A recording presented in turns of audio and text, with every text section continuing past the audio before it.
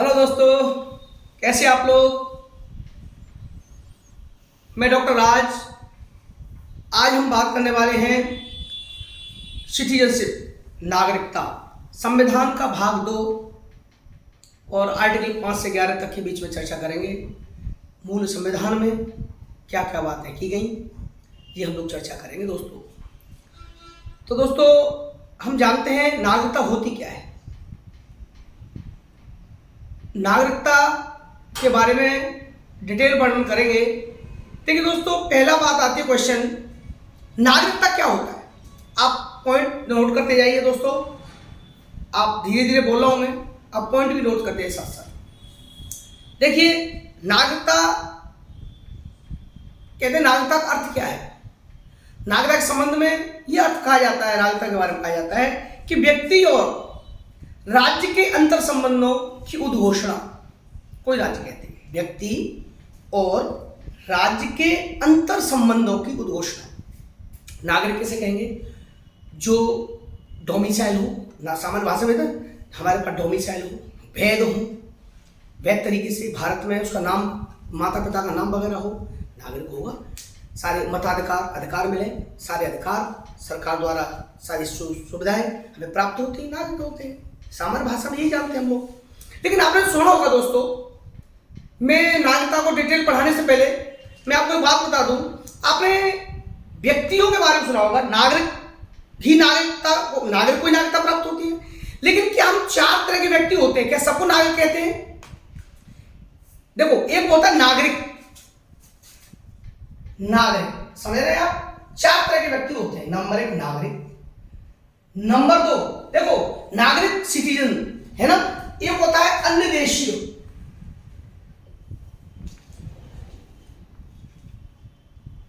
तीसरा देखो नागरिक हो गया, अन्य देशीय हो गया। एक होता है राज्य विहीन। चौथा होता है दोस्तों, देखो आपने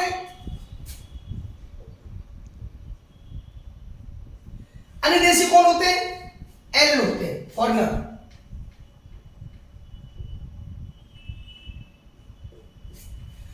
देखिए,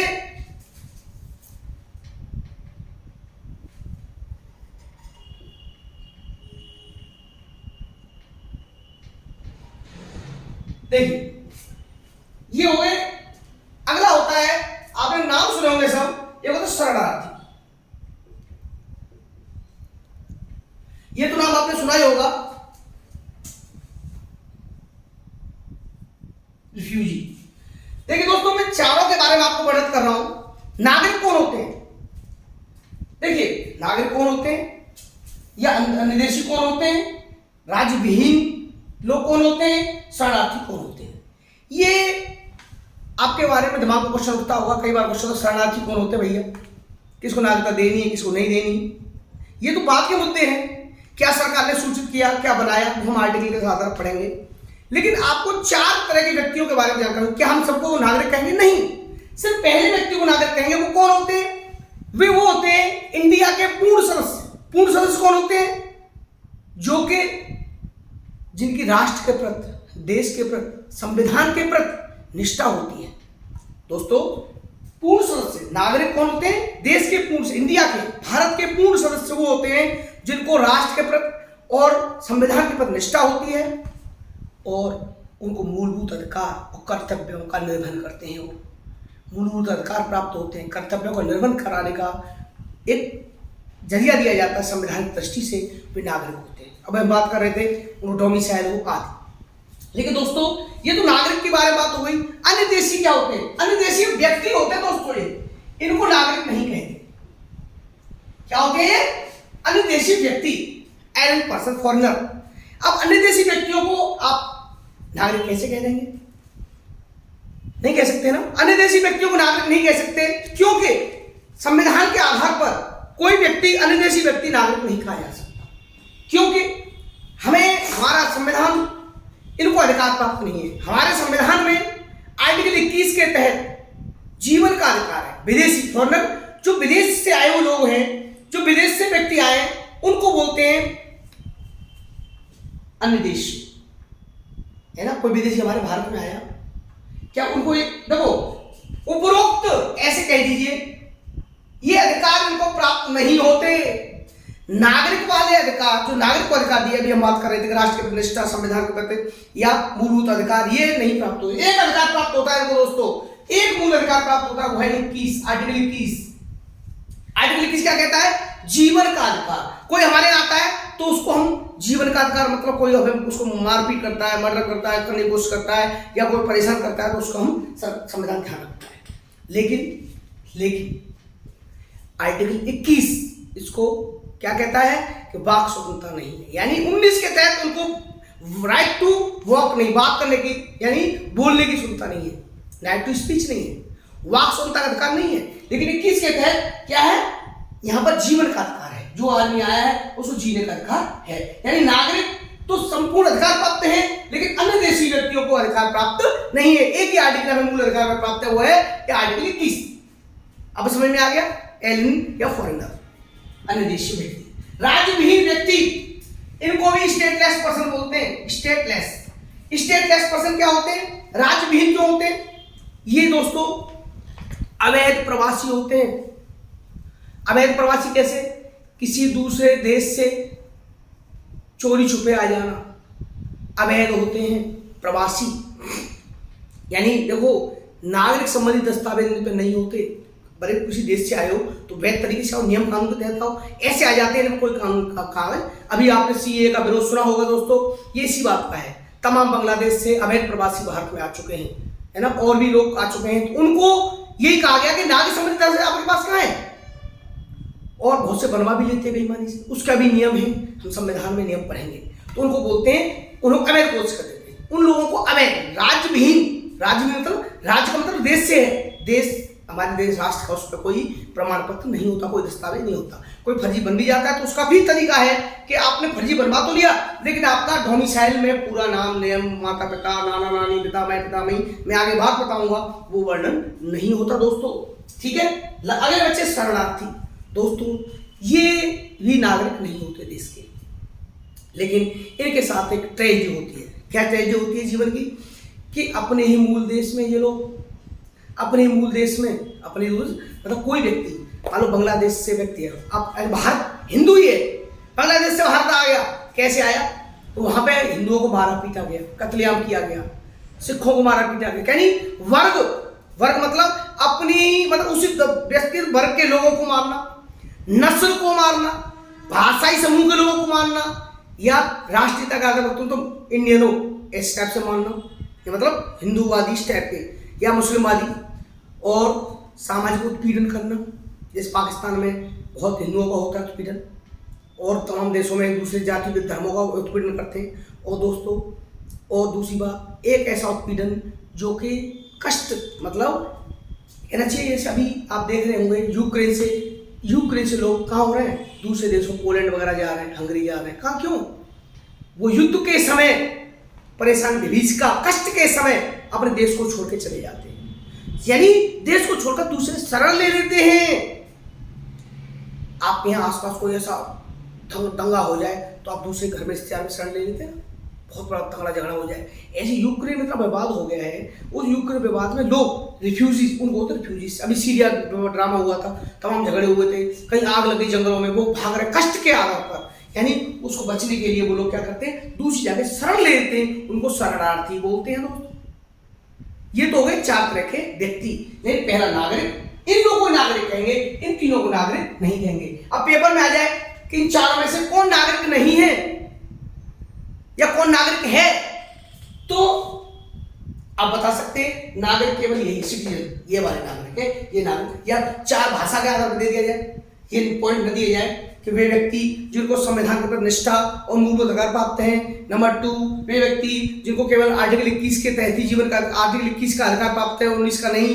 नंबर 3, वे व्यक्ति जो कि अप्रवासी है या उनके पास डोमिसाइल नहीं है, डोमिसाइल संबंधी दस्तावेज नहीं है। सीए पढ़ेंगे, एक व्यक्ति जो दूसरे देश से पीड़ित हो गया, इस टाइप 4 बातें दे दी जाएंगी या 3 दे दी जाएंगी, एक गलत, इस टाइप से उनको हम व्यक्तियों के बारे में बात करें। अब दोस्तों आइए नागरिकता।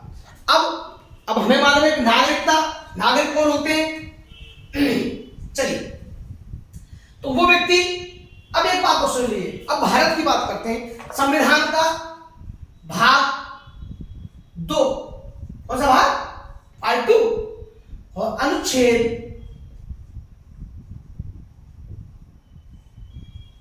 5 से 11 ये है संविधान के बारे में। लेकिन दोस्तों नागरिकता के बारे में संविधान के एक दूसरा पड़ाव नागरिकता। देखो दोस्तों एक बात बता दूं मैं आपको, हम नागरिकता को ये मूल संविधान की बात कर रहे हैं अभी आर्टिकल के आधार पर, फिर उसके आधार पर पढ़ेंगे हम संविधान नागरिकता संशोधन अधिनियम, वो भी एक हमारा लेक्चर नंबर 2 होगा। इस लेक्चर में हम पूरा संविधान के आर्टिकलों को पढ़ेंगे बस। उसके बाद अगले लेक्चर में हम पढ़ेंगे कि सीएए के बारे में, जिसमें कि 1955 से लेकर के 1955, 86 या 92, 2003, 2005, 15, 19 ये क्या क्या बदलाव हुए, क्यों हुए, सब बातें सीए के बारे में करेंगे। लेकिन बात आती है कि 5 से 11 आर्टिकल में क्या बात होती है, नागरिकता के बारे में हम बात करते हैं। देखो दोस्तों भारत के अंदर एकल नागरिकता का प्रावधान दिया गया है, एकल नागरिकता, सिंगल सिटीजनशिप।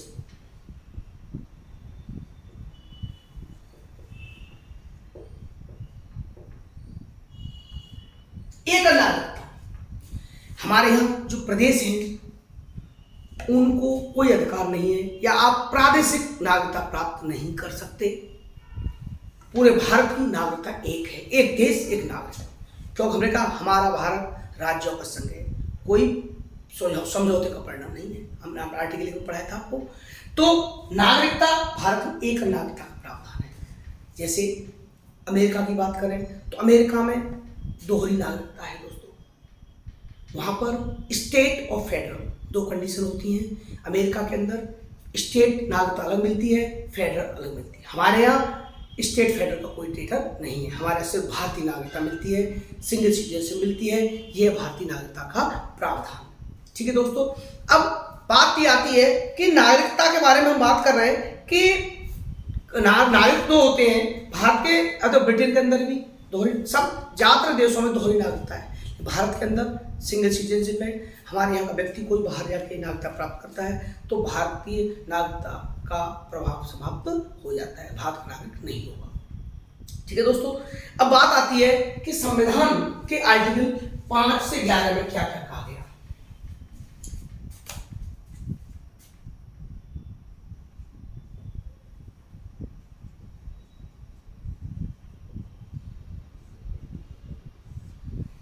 आप सब जानते हैं कि हमारे संविधान का जो मेन निर्माण के बाद शुरुआत जो हुई थी 26 जनवरी 1950 को हुई थी दोस्तों। वैसे हमने 26 नवंबर 1949 को संविधान के 15 आर्टिकल शुरू कर दिए थे। उसमें नागरिकता का भी, नागरिकता के आर्टिकलों को शुरू किया गया था। ठीक है, लेकिन बात यह है कि संविधान के लागू होने की कंडीशन में हम आर्टिकल 5 क्या कहता है, हमारे मूल संविधान में आर्टिकल 5 में क्या कहा है। दोस्तों आप ध्यान से समझ लीजिए, अगर आप इनको समझ लेंगे 5 आर्टिकल 6 आर्टिकलों को, है ना, तो आप समझ जाएंगे कि संविधान के सीएए वाले कानून को समझने में आसानी होगी। बहुत इजी समझा दे रहा हूं मैं आपको, बहुत इजी भाषा में समझाऊंगा। आर्टिकल 5 क्या कहता है, संविधान के लागू होने पर नागरिकता। संविधान के लागू होने पर नागरिकता क्या कहती है कि संविधान के लागू होने पर नागरिकता। आर्टिकल 5 क्या कहता है, संविधान के लागू होने पर नागरिक। ये क्या होता है दोस्तों, संविधान लागू हुआ हमारा, ये तो मान लो आपको हमारा देश का संविधान 26 जनवरी 1950 को लागू हुआ। तो अब क्वेश्चन ये आता है कि संविधान के प्रारंभ पर, लागू होने पर या प्रारंभ पर, आप है ना, प्रारंभ पर नागरिकता। तो ये बात आती है अब कौन व्यक्ति नागरिक होगा, तो ऐसा व्यक्ति जिसका भारत के राज्य क्षेत्र में क्या है, अधिवास है। अधिवास मतलब ऐसा व्यक्ति जिसका भारत के राज्य क्षेत्र में अधिवास है, यानी रह रहा है, डोमिसाइल रहता है। लेकिन उसमें 2-3 बातें दोस्तों आप नोट कर लीजिए। ऐसा व्यक्ति जो भारत के राज्य क्षेत्र में, ऐसा व्यक्ति जिसका भारत के राज्य क्षेत्र में अधिवास है। नंबर ए पॉइंट, जो भारत के राज्य क्षेत्र में जन्मा था। वो व्यक्ति जो भारत के राज्य क्षेत्र में जन्मा था, या तीन बातें इसमें होंगी, वो जिसका यानी संविधान लागू होने पर कौन व्यक्ति भारत का नागरिक होगा? ऐसा व्यक्ति जो भारत के राज्य क्षेत्र में जन्मा था। क्लियर? भारत के राज्य क्षेत्र में जो व्यक्ति भारत के राज्य क्षेत्र में जन्मा था। नंबर 2, जिसके माता पिता में से कोई भारत का नागरिक के रूप में जन्मा था, यानी जिसके नंबर 2 पॉइंट का हो गया, जन्मा था खुद व्यक्ति। नंबर खा पॉइंट, वह व्यक्ति या उसके माता पिता में से कोई भारत के राज्य क्षेत्र में जन्मा था, भारत के राज्य क्षेत्र में जन्मा था। ठीक है, माता पिता में से कोई भारत के राज्य क्षेत्र में। और नंबर घा पॉइंट, जो कि या ये बात हो गई, या संविधान के प्रारंभ होने के ठीक पहले, ऐसा भी हो सकता है कोई व्यक्ति भारत में आ गया, माता पिता कोई है नहीं, लेकिन ये क्या कहता है कि संविधान के प्रारंभ होने से पहले 5 वर्ष तक भारत में रह रहा हो, संविधान के लागू होने से 1950 से हो गया, लेकिन वो 5 साल पहले रह रहा हो, 5 वर्ष। गा पॉइंट क्या कहता है? 5 वर्ष। संविधान के चालू होने से, प्रारंभ होने से पहले कम से कम 5 वर्ष से भारत में रह रहा हो, क्या होगा? भारत का नागरिक होगा। क्लियर? क्लियर दोस्तों? मैंने आर्टिकल 5 में ये बताया आपको, दोबारा समझ लीजिए। वह व्यक्ति भारत का नागरिक होगा जिसका अधिवास भारत में हो। कैसे? जैसे नंबर 1 राज्य क्षेत्र में, भारत के राज्य क्षेत्र में अधिवास हो। नंबर 1 वह व्यक्ति इसका जन्म भारत में हुआ हो। नंबर खा पॉइंट, वो ए पॉइंट बी पॉइंट जो भी। नंबर बी पॉइंट, वह व्यक्ति जिसके माता पिता में से कोई भारत में जन्मा हो। नंबर सी पॉइंट, वह व्यक्ति संविधान के लागू होने से पहले 5 वर्ष से भारत में रह रहा हूँ, यानी ऐसा भी हो सकता है दोस्तों जिसके माता पिता में से कोई बाहर का नहीं है, वो भारत में आ गया है ना, या कोई अब ब्रिटिश ही मान लो, या कहीं और का बांग्लादेश का ही मान लो, सॉरी बांग्लादेश बाद में बना है, जैसे श्रीलंका का आ गया, भारत में रह रहा है, 5-6 साल से रह रहा है, तो वो भारत का नागरिक मान्य होगा। संविधान, मूल संविधान में ये कहा गया, क्योंकि हमारे पास सामने विवाद थे, भारत स्वतंत्र हुआ, स्वतंत्र 2 भागों में बटा, भारत पाकिस्तान, तो इन बंटवारे के आधार पर हमें सिस्टम बनाना था। क्लियर?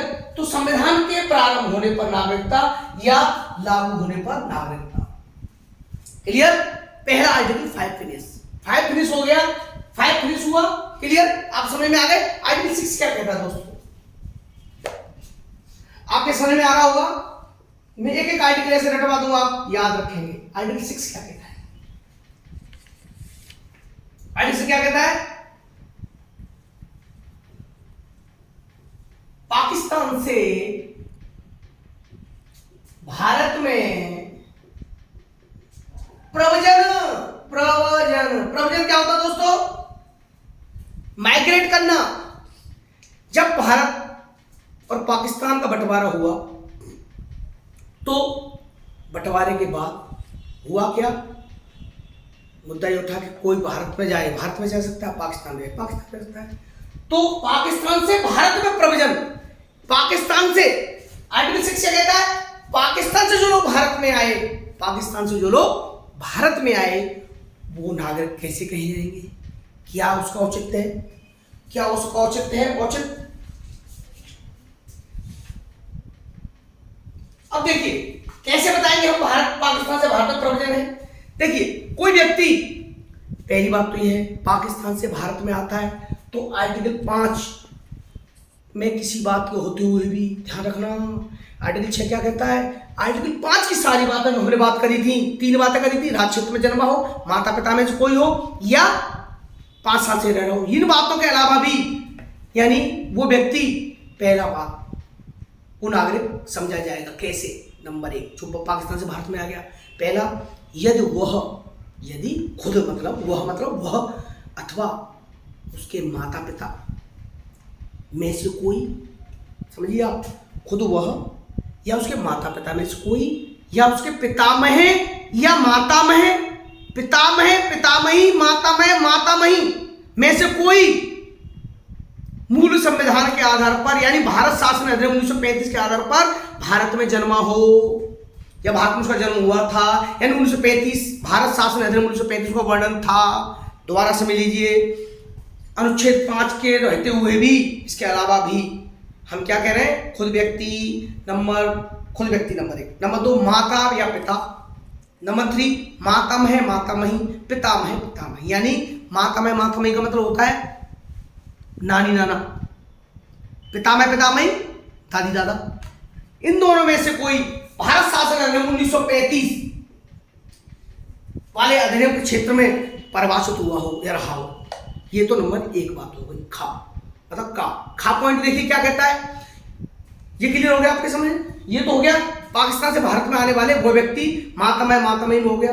और दूसरी बात, अगर ऐसा नहीं है तो और जब वो व्यक्ति ऐसा हो जिसका कि 19 जुलाई 1948 से पहले, ये कंडीशन नहीं है, मान लो उसकी ये कंडीशन नहीं है, तो 19 जुलाई 1948 से पहले अगर वो भारत में आ गया, 19 जुलाई 1948 से पहले अगर वो भारत में प्रवेश कर लिया, उसने आ गया है, 19 जुलाई 1948 की बात कर रहा हूं, 19 जुलाई 1948 यानी भारत की स्वतंत्रता के लगभग 1 वर्ष बाद, है ना, प्रवचन की तारीख से, यानी भारत के उसमें मामूली तौर पर निवास कर रहा हो। क्या कर रहा हो?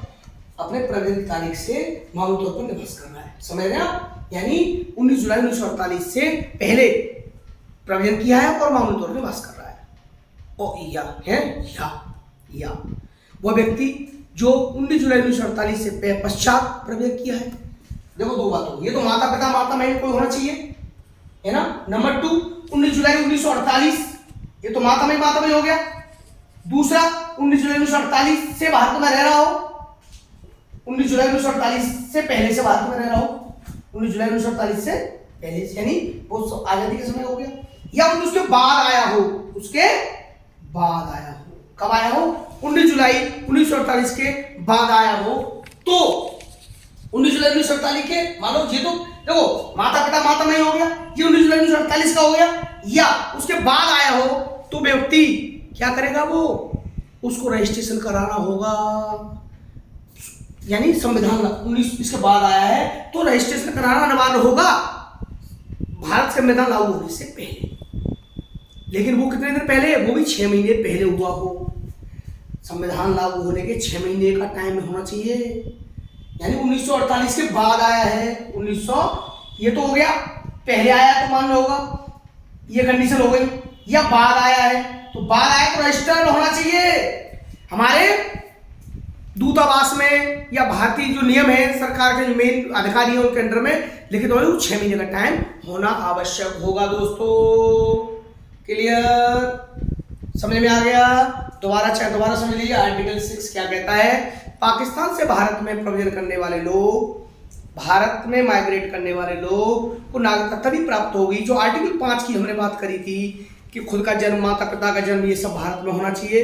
इसके अलावा भी कुछ नियमों के तहत हम ये बात कर रहे थे कि एक तो नंबर 1 भारत में खुद का जन्म, या माता पिता में से, या नानी नाना दादी दादा, मातामह मातामही पितामह पितामही में से कोई भारत में 1935 अधिनियम में परिभाषित हुआ हो, या उनका डोमिसाइल में नाम हो, या और 19 जुलाई 1948 से पहले भारत में रह रहा हो व्यक्ति।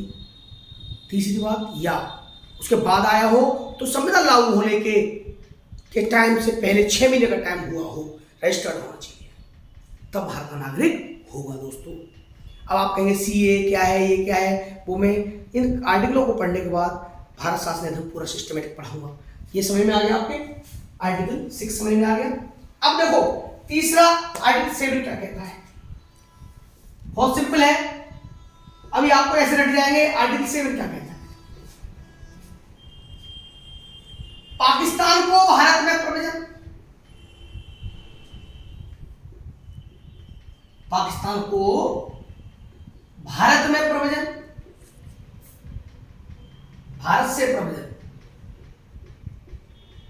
पाकिस्तान को या पाकिस्तान के लिए भारत से प्रवेश, जो व्यक्ति भारत से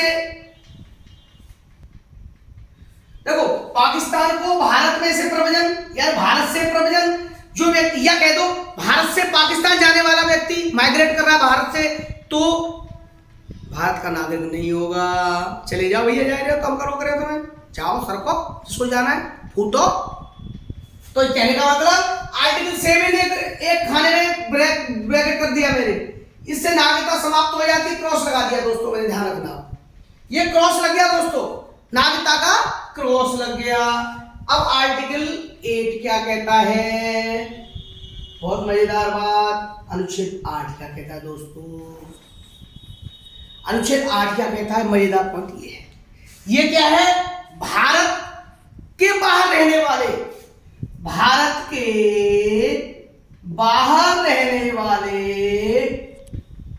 रहने वाले भारतीय उद्भव के व्यक्ति की नागरिकता, यानी बात समझिए, आर्टिकल 8 क्या कहता है, भारत के बाहर लोग रह रहे हैं और भारत के उद्भव के हैं, यानी भारतीय मूल के हैं, तो इसमें भी कोई कंडीशन है कि आर्टिकल 5 के रहते हुए भी कुछ नियम होंगे कि भारत शासन अधिनियम 1935 में परिभाषित खुद माता पिता, मातामही, पितामही या नानी नाना दादी दादा में से किसी का ना भारत में जन्म हुआ हो और भारत में जो आना चाहता है, यानी देखो उस समय पढ़ने भी गए थे लोग, आज़ादी के बाद ऐसा ड्रामा हुआ, कोर्स करके आना है, तो भारतीय मूल के हैं, लेकिन ये था आप वहाँ रजिस्टर्ड, आप यहाँ का जो दूतावास है एम्बेसी में जाकर के अपना नाम वगैरह लिखवा दे, तो यहाँ पे ऐसे किसी का भारत में जन्म, माता पिता का नाम लिखवा दियो भाई, हमारा वहाँ सिस्टम सब बता देते हैं आदमी, यहाँ जाते हैं तो, लेकिन उस समय अगर समय की बात थी, तो हमने ये किया, विदेश से कहीं लोग उल्टे सीधे आना जाए, तो हमने भारत के बाहर विदेशी मूल के भारतीय उद्भव के लोग रहना आना चाह रहे, आइए, जो स्वागत है, भारतीय मूल के व्यक्ति हैं, आप आइए हमारे यहाँ, you are most welcome in India, India is a great country, you know, तो लेकिन आएंगे तभी बदमाशी नहीं करेंगे, खवाया भैया गड़बड़ सड़बड़ तो नहीं करके आए हो आप, माँ को मर्डर करे यहाँ आए, बहुत बड़ी हत्या करे, लूटपाट करे, डकैती करे, इसीलिए आपका पूरा एम्बेसी में नामकरण होगा, पंजीकरण होना अनिवार्य है, सिंपल सी बात, बिल्कुल पाकिस्तान की तरह ही है, लेकिन भारत से बाहर, पाकिस्तान के अलावा, क्लियर, आप समझ रहे होंगे। आर्टिकल 9 क्या कहता है दोस्तों, 8 तक समझ में आ गया आपके, 9 आपने सुना होगा 9 2 11 हो गया, 9 2 11 समझ गए, उड़ गया यहां से। आर्टिकल 9 क्या कहता है,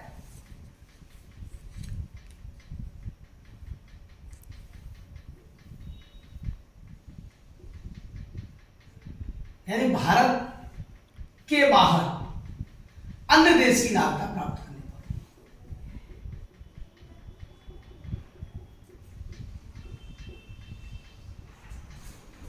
भारत के बाहर अन्य देश की नागरिकता कैसे दोस्तों, यानी विदेशी राज्य, हमने बताया था विदेशी राज्य, लेकिन आपको ध्यान है मैंने बताया था कि कोई विदेशी राज्य की नागरिकता प्राप्त करता है तो हमारे यहाँ नागरिकता मैदान साफ, हमने आपको बताया था अभी आर्टिकल हमारा 7 क्या कहता है, पाकिस्तान गया नागरिकता खत्म, 7 में कहा था हमने खत्म, 9 में क्या कहा था, 9 में यही कंडीशन है, अगर अन्य देश की नागरिकता प्राप्त कर ली आपने, वहां जाके नागरिकता प्राप्त कर, वहां कैसे प्राप्त होती है उसकी बात नहीं कर रहे हम भाई, हम विश्व संविधान के ज्ञाता नहीं है, जरूर पड़ेगी वहां ही बात करेंगे, लेकिन हम बात कर रहे हैं अपने भारत के संविधान की, हम कह रहे हैं भारत के बाहर अन्य देश की नागरिकता प्राप्त करता है तो ऑटोमेटिक नागरिकता समाप्त हो जाएगी यहां भी, तो आर्टिकल 2 मिले आपको 7 और 9, आपकी नागरिकता फिनिश, समाप्ति हो गई।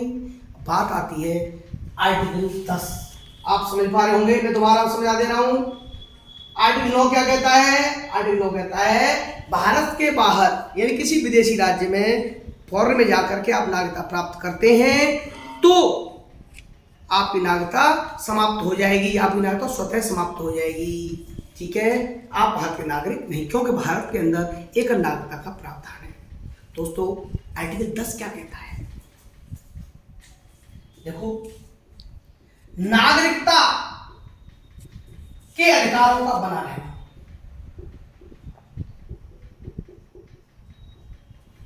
आप मेरे ध्यान से आप दोस्तों बड़े प्रेम पूर्वक सुनिए, आपकी क्वालिटी मजबूत हो जाएगी। कैसे बना रहना, देखिए यहां आता है मुद्दा, सरकार के पास पावर है आर्टिकल 11 के तहत कोई भी कानून बदलना बनाना, तो आप ये कहा जा रहा है आर्टिकल 10 में कि प्रत्येक व्यक्ति जो इस देश का पूर्णकालिक सदस्य है यानी पूर्ण भारत का नागरिक है, इस सभी उपबंधों के अधीन किसी भी उपबंध के अधीन भारत का नागरिक है या समझा जाता है। कोई व्यक्ति भारत का नागरिक है या समझा जाता है। समझिए बात, आर्टिकल 10 को ध्यान समझिए दोस्तों, अच्छे को समझ में नहीं आता। आर्टिकल 10, कोई व्यक्ति पूर्णकालिक भारत का नागरिक है या समझा जाता है, कोई नियम उसने लागू कर रखा है या कुछ प्रोसेस में चल रहा है, तो सभी उपबंधों के अधीन रहते हुए, ऐसी विधि के अधीन रहते हुए व्यक्ति संसद द्वारा बनाई गई किसी विधि के तहत भारत का नागरिक बना रहेगा। नहीं समझे बात आप, मैं समझाता हूँ आपको, समझिए। जैसे हमने अभी सीए का नियम आया, कोई भी कानून नियम संविधान संशोधन हो जाए, सीए का कानून आ जाए, तो आपको कोई टेंशन लेने की जरूरत नहीं है। जैसे अभी विवाद हुआ था कि मुस्लिमों को निकाल देगा मोदी, ये कर देंगे मोदी। दोस्तों मैं आपको समझा दूं, आर्टिकल 10 के अंदर पावर है। आप भारतीय मूल के हैं, भारत के लिए रहने वाले हैं, हिंदू हो चाहे मुस्लिम हो चाहे को चाहिए, हम सब आपस में भाई भाई। फालतू नाटक क्यों कर भाई, नहीं करिए ना, हाँ नहीं करना चाहिए। सुनिए, भारतीय मूल का कोई व्यक्ति, आर्टिकल 10 यही कहता है कि आप कोई भी सीए लाइए चाहे और कोई ए लाइए, भारतीय मूल का व्यक्ति है तो कोई भी आप कानून ले आइए, लेकिन आर्टिकल 10 के आधार पर आपकी नागरिकता पर कोई खतरा नहीं है। ये फालतू की नौटंकी कर रहे हैं, करने दीजिए। ये विवाद खड़ा करते हैं, पॉलिटिक्स करते हैं, हमें पॉलिटिक्स करनी नहीं है, हम तो पढ़ना है भैया, नौकरी लगानी है ना। तो बस हमें क्या करना है, आर्टिकल 10 के आधार पर हम भारत के नागरिक रहेंगे। क्लियर हो गया, समझ में आ गया। आर्टिकल 10 बहुत सिंपल सा है, समझने का खेल है बस। कोई भी नियम सरकार ले आए, ध्यान दो, भारत का नागरिक है, लेकिन शरणार्थी, राज्यविहीन, ये सब बातें बताई थी हमने, ये सब भी पॉइंट है, आपको शब्दावली है, ये भी आपको पढ़ना है। आर्टिकल 11 क्या कहता है दोस्तों, समझ में आ रहा होगा आपको मेरा। दोस्तों अगर आप मेरे अच्छी तरह से मेरे समझ रहे हैं, मुझे मेरी पढ़ाई अगर आपको समझ में आ रही है, दोस्तों अपने दोस्तों को मेरे चैनल को शेयर कर दीजिए। आपकी बड़ी मेहरबानी मेरे ऊपर होगी। आप मेरे चैनल को सब्सक्राइब करवाइए अपने दोस्तों को, और व्हाट्सएप पे लिंक देके शेयर कर दीजिए दोस्तों, जिससे कि चैनल सब्सक्राइबर आप सभी लोग, मेरे इतने बड़े छोटा सा परिवार, हमारा राज कंपनी क्लासेस परिवार बन चुका है यूट्यूब पर। तो दोस्तों मैं चाहता हूँ आप सभी लोग एक एक व्यक्ति जोड़ेंगे तो संख्या बढ़ेगी, मेरा मनोबल भी बढ़ेगा। दोस्तों मैं आपसे बस ये गुजारिश कर सकता हूँ, रिक्वेस्ट कर सकता हूँ, आप अपने रिलेटिव्स में, दोस्तों में, पढ़ने वाले लोग में एक एक लोगों को जोड़ेंगे तो दोस्तों बहुत संख्या मेरी बहुत लंबी दूरी पार कर लूँगा मैं। तो आपके सहयोग की ज़रूरत है मुझे। मैं आपको बहुत ईमानदारी से, आप देखिए मैं कितनी ईमानदारी से आपके साथ मेहनत कर रहा हूँ। और कोई भी आपको ज़रूरत है, नीड है किसी सब्जेक्ट के लिए भी, जीएस का कोई भी पार्ट, इंग्लिश, आप मुझे कमेंट करिए, मैं आपको दूंगा मटेरियल, आप चिंता न करिए। देखिए दोस्तों आर्टिकल 11 क्या कहता है, संसद द्वारा नागरिकता का जो अधिकार है, यानी संसद को अधिकार दिया गया है, संसद को अधिकार दिया गया है। क्या अधिकार दिया गया है, संसद को अधिकार है, क्या का अधिकार है कि नागरिकता पर किसी तरह का कानून संसद बना सकती है। तो वही बात थी, कानून तो बना देगी, लेकिन आपके नागरिकता अधिकार 10 के अधिकार वही रहेंगे। देखिए इसमें एक बात और बता दूं मैं आपको, ये आर्टिकल 11 तो संसद को अधिकार है, लेकिन दोस्तों आपने सुना होगा कि भाई ये क्या कर दिया सरकार ने, सीए ला दिया। तो भारत देखो नागरिकता संशोधन अधिनियम, मैं आपको बता दे रहा हूं, नागरिकता संशोधन अधिनियम, इसके देखिए दोस्तों 1955 1995 में यह अधिनियम आया था दोस्तों, नागरिकता संशोधन। तो ये सब प्रक्रिया होते हुए भी, अनुच्छेद 11 में संसद को अधिकार दिया गया, लेकिन नागरिकता संशोधन अधिनियम 1955 में दोस्तों आया। 1955 के संशोधन के आधार पर मैं आपको एक बात बता रहा हूं कि इस यानी संसद ने नया अधिकार कानून बनाया, क्योंकि देश के अंदर परिस्थितियां बदली, इन्होंने उस परिस्थिति के आधार पर चेंज लाए। तो पहला संशोधन अधिनियम आया 1955, उसके बाद आया 1986, 1992, 2003, 2005, 2015, 2019। दोस्तों देखो अगले मेरे लेक्चर में दोस्तों मैं अगले लेक्चर के अंदर नागरिकता के अगले लेक्चर में CAA, इसको बोलते हैं CAA, नागरिकता संशोधन अधिनियम, citizenship amendment act. Citizenship amendment act के तहत मैं आपको बताऊंगा कि हमने कौन कौन से अमेंडमेंट किए, क्यों किए, संसद को अधिकार है तो क्या हमारे नागरिकता अधिकार छिन गए, नहीं छिने, ये सारा अगले इंटरेस्टिंग पार्ट आपका होगा मेरे अगले लेक्चर में। दोस्तों मेरे चैनल को लाइक करिए, शेयर करिए, सब्सक्राइब करिए, और दोस्तों सब्सक्राइब करने के बाद जो बेल घंटी दिखाई देगी आपको, उस घंटी को क्लिक कर दिए, ऑल का नोट उस पर पॉइंट आएगा, ऑल दबा दीजिए, जिससे सारे आपको वीडियो मेरे कंटिन्यूस मिलते रहे दोस्तों। और दोस्तों यही आपसे गुजारिश करूंगा, चैनल को सब्सक्राइब करिए। थैंक यू दोस्तों।